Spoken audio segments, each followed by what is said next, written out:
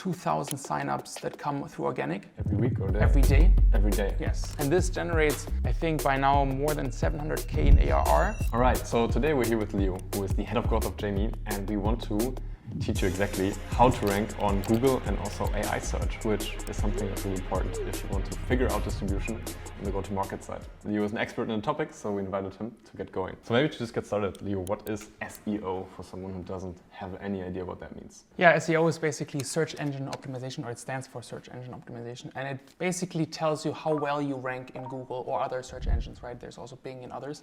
And nowadays, where we have ChatGPT and Perplexity, also there are AI search engines, right? So this is also a topic that we're going to look at later on. Okay, so simply put, I go to Google, I put a keyword into the search bar, and then there are some results that are showing up below the sponsored results.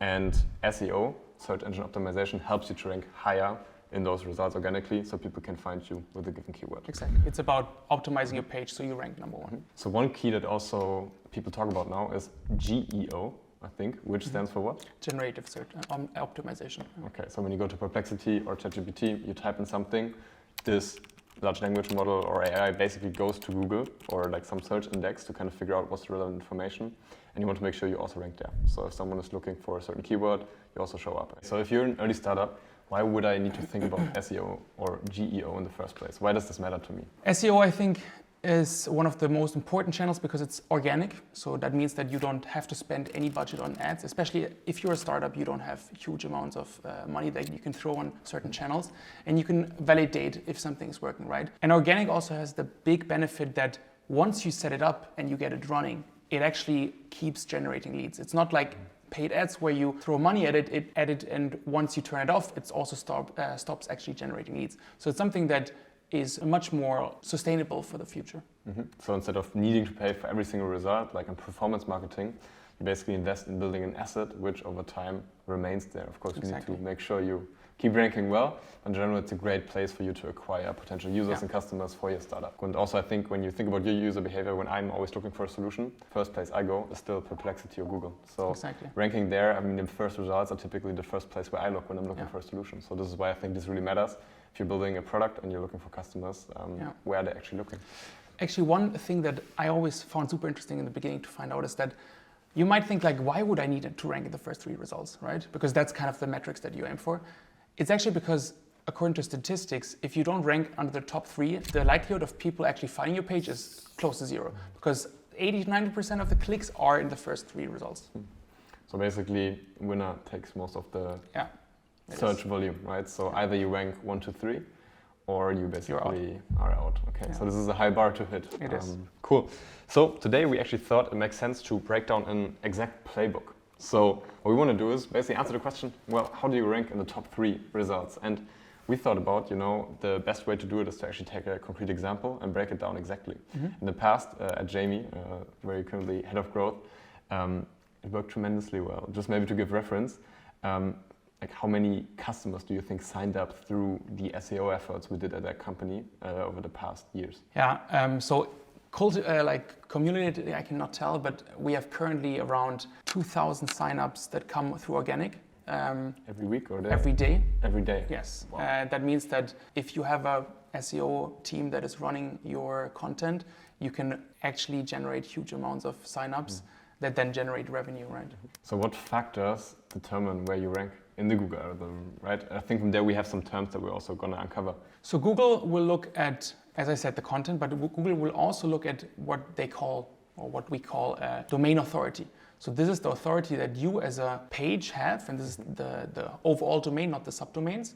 So let's take, for example, Jamie or Acta. You have a domain authority, and the domain authority is dependent on how many backlinks you get. And there we already have the second important word. A backlink is a link of another page that is linking to your page. And you can see it as the following. It's kind of a trust signal that Google takes, saying that if another page actually links to your page, they consider that they trust that page and pass on what we call link juice, right? And the more backlinks you receive on your page, the more trustworthy you seem in Google's eyes. So this is the first factor that is very important. So if we look at it, so a user has a search query, goes to Google, and then the top 3 results are actually where 80 or 90% of the clicks go. So this is what matters, where you actually get the results. And now we think about, okay, how do you rank there? first factor you said is backlinks. One of the factors, yeah. Okay.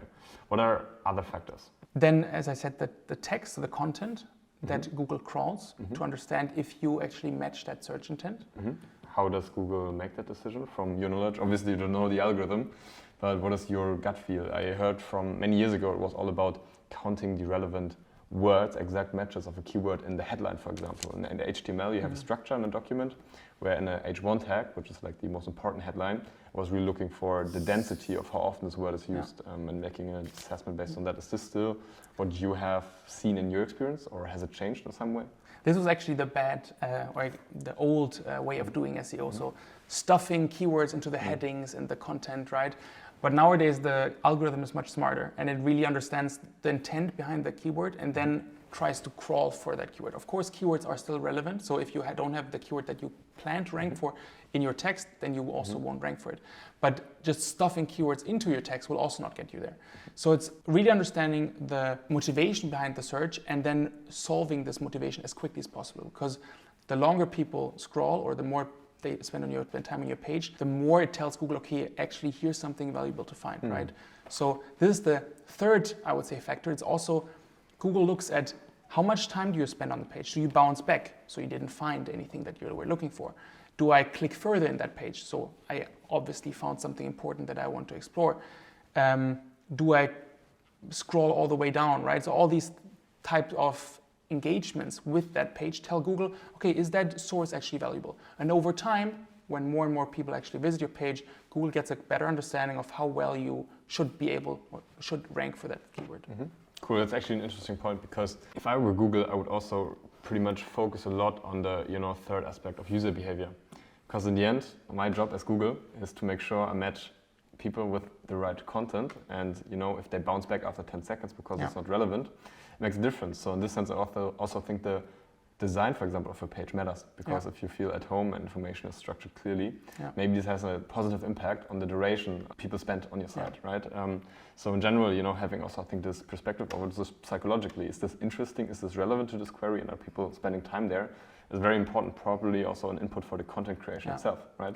Totally, because especially nowadays our content, our span of attention is so short that if we don't see what we're looking for within the first seconds, we actually bounce back. And that's why back in the days, we tried to hide our answers within a long type of text, because then we have a lot of place to put keywords and we have a lot of context to give Google. But nowadays, actually solving the intent right at the beginning might actually be something good, because people immediately get value out of it, and Google sees that in user behavior. Because they don't go back to the search, but they maybe just close the tab because it's fixed. Or they sign up, right? They can also see what they're looking for, they sign up, right? This is a very good signal to Google. Cool. Awesome. I think this is like a basic understanding of what is actually going on. So now I would say let's jump into a concrete example, and you will share with us your playbook on how to rank. So the example we thought we're going to do is, right now I'm working on a new startup which is called Reflector. And Reflector is a journaling app for founders. How do we rank our new startup Reflector? And we just created our domain, our website, no one knows about it. Where do we start?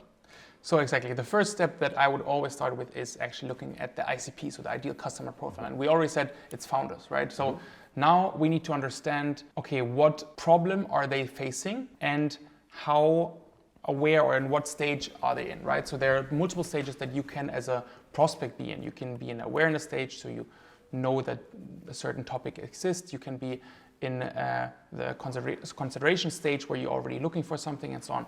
So really, I would always recommend starting with content in the bottom of the funnel. This means where people are problem aware, so they have a pain point, a burning problem.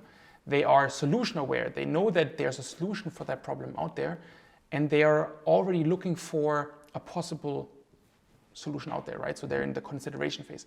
Why would I recommend that? Because this is the most high converting part of users, right? Because you don't have to educate them, you don't have to funnel them down in this marketing funnel, but you can directly convert them to leads, right? So bottom of the funnel would be what I would start with. Just so we try to kind of draw the picture a bit.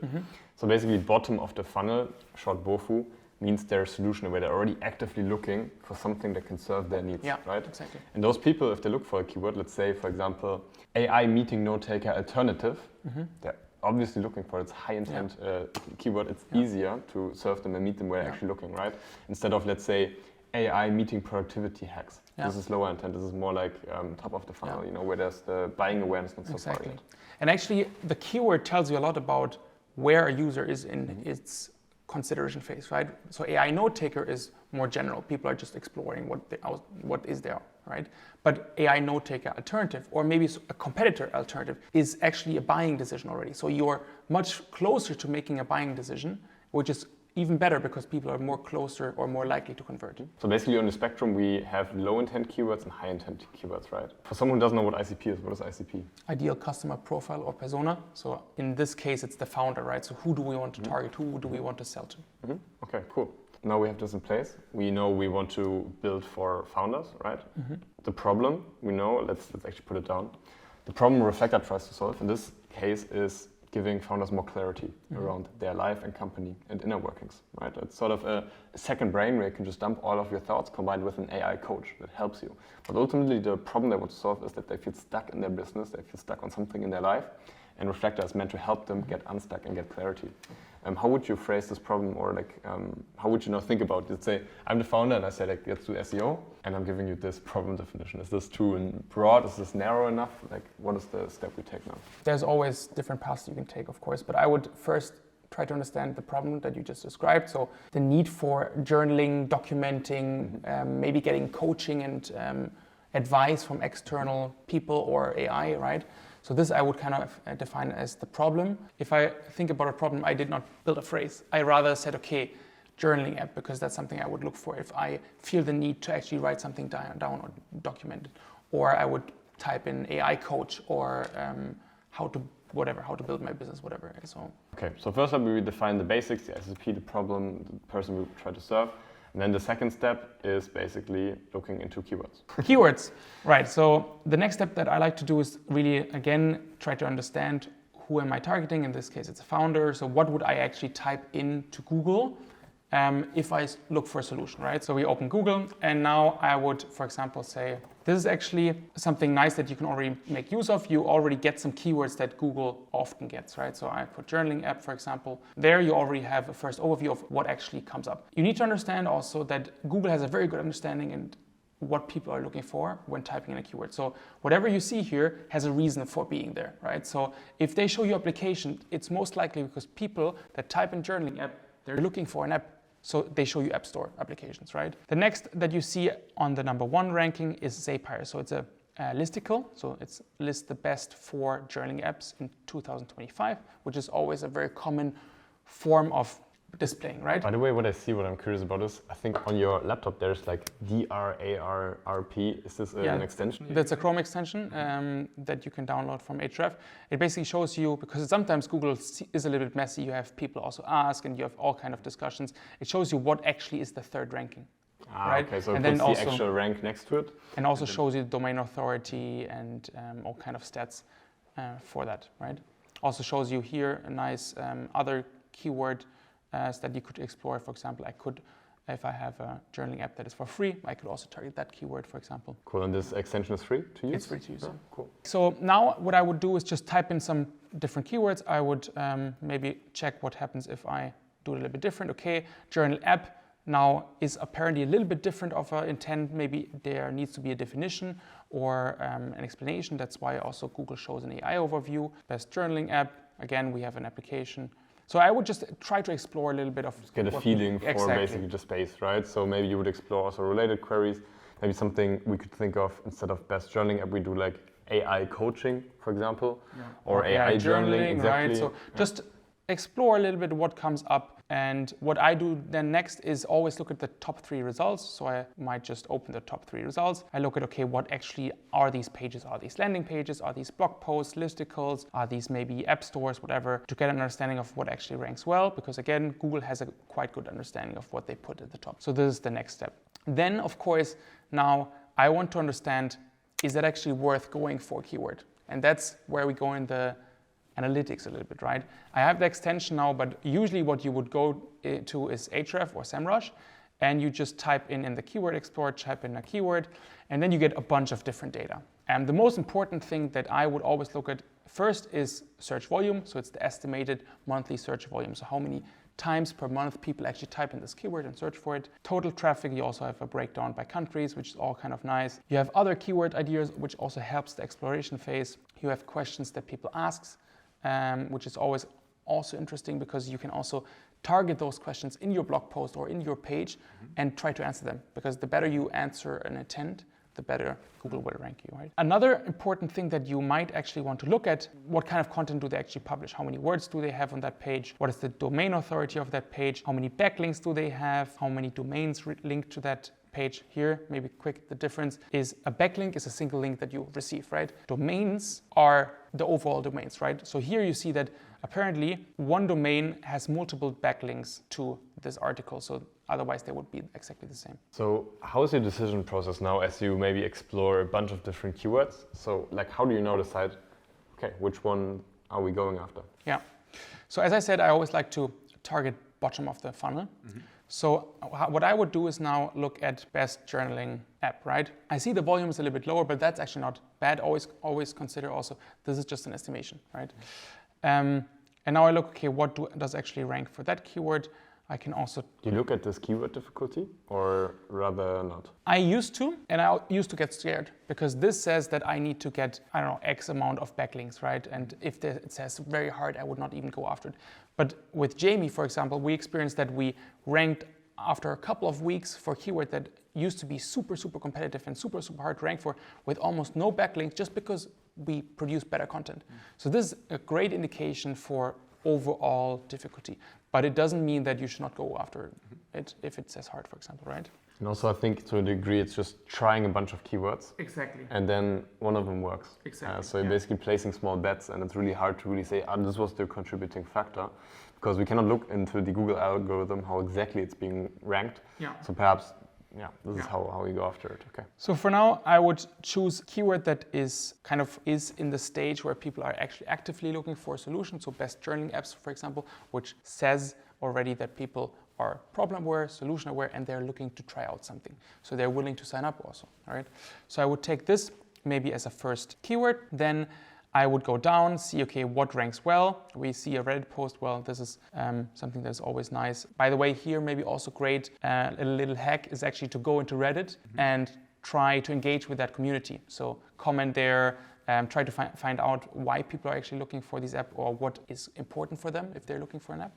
Also helps you to build a better product in the end. And then in the end, I would say, okay, let's take the format of best X note-taking apps or journaling apps, right? Always. Exactly, because listicles in the end, from my understanding or from my experience, also perform the best because they're very far down the funnel and they also help people convert easily. So I'm looking for the best apps or an alternative. I don't want to look through 10 individual links and startups. I want to have one article that gives me exactly the answer. Which one is the best, right? Exactly. Comparing different ones. There's also, if I remember correctly, I think if you look at the entire traffic that you generated at Jamie, was there like maybe 80% of which coming just from one article or like some crazy number? Like what was the distribution among, articles? So we have a bunch of these, I call them comparison or listicles.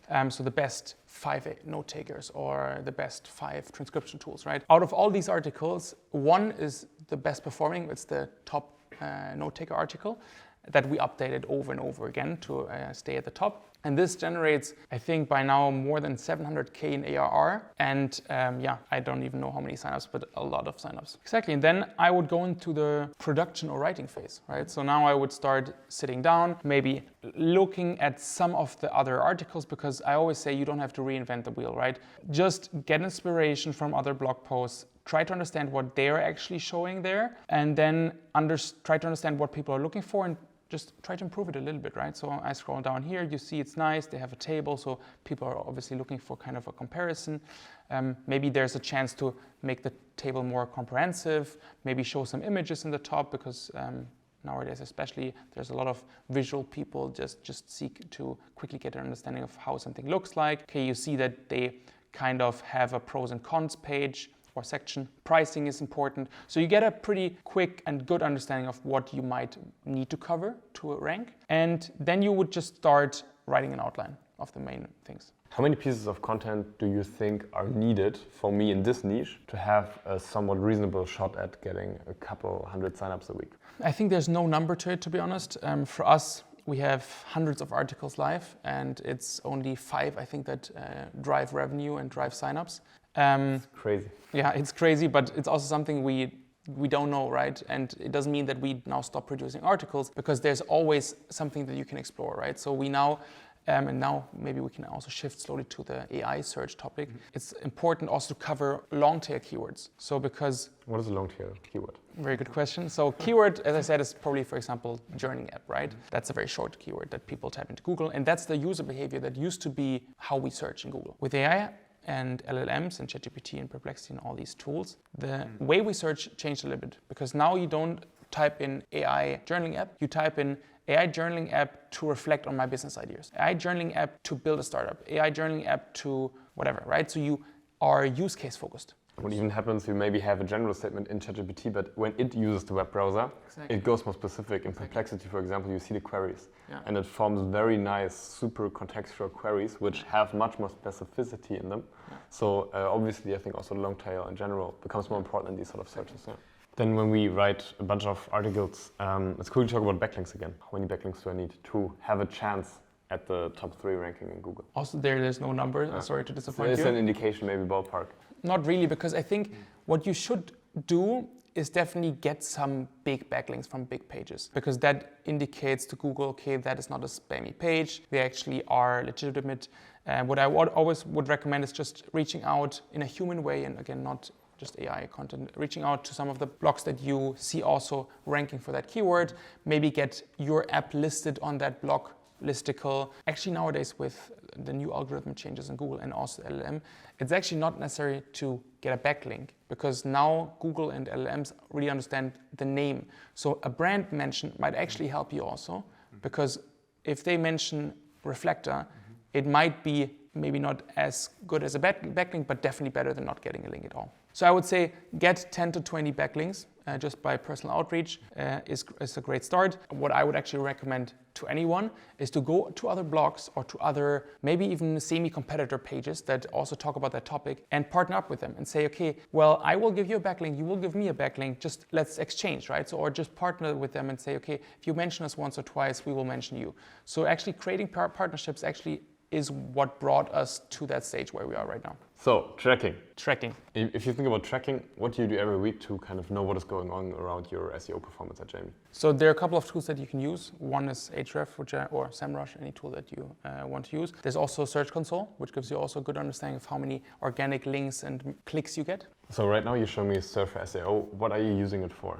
So Surfer SEO is actually a great tool to optimize your content. So it's kind of an editor that is native and is also enriched with all kind of functionalities. And it gives you a great content score here. The content score essentially means how likely is it that you're going to rank for that keyword. So when you write here, it's always optimized for that keyword. In this case, it's best meeting management software, right? So you write in here just you would in any Google Doc or note-taking app. And here on the side, you see how many words you have written, how many headings, paragraphs, and so on, images. But also you see how many times you would statistically need to mention certain keywords.